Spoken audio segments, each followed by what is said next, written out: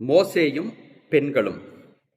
கிறிஸ்தவர்கள் மற்றும் யூதர்கள் வாழ்வில் மோசே மிகப்பெரிய பங்கை வகிக்கிறார் என்பது நாம் அறிந்த ஒன்றுதான்.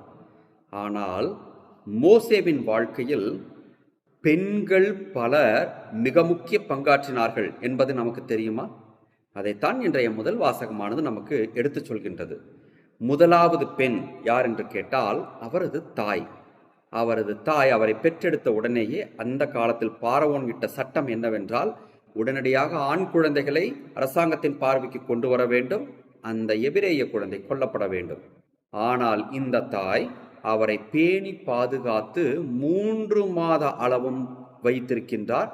அதற்கு மேல் வைத்திருக்க இயலாது என்று தெரிந்து அங்கு கொண்டு போய் ஒப்படைக்கவில்லை, மாறாக பாதுகாப்பதற்காக அதை நைல் நதியில் ஒரு கூடை பின்னி அழகாக வைத்து விடுகின்றார். அப்படி என்றால் அந்த குழந்தையை, மோசேவை பாதுகாப்பதற்கு அந்த பெண்ணாகிய அவரது தாய் அவரது வாழ்வில் எவ்வளவு பங்காற்றியிருக்கிறார் பாருங்கள்.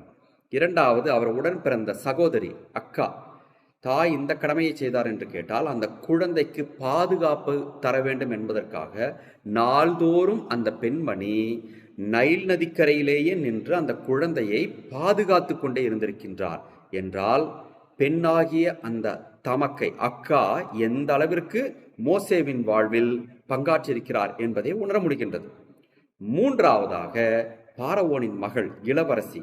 அவரை பாருங்கள், அவர் ஒரு அடிமைக்கு பிறந்தவர் என்பதை, மோசே அடிமைக்கு பிறந்தவர் என்பதை தெரிந்திருந்தும் கூட, இவரை என் சொந்த மகனாக வளர்ப்பேன் என்று சொல்லிதான் அவரை எடுத்து சென்று அரண்மனை வாழ்க்கைக்குரிய அத்தனை அம்சங்களையும் அவருக்கு கொடுத்து வளர்த்திருக்கிறார் என்பது நமக்கு தெரிவாகின்றது.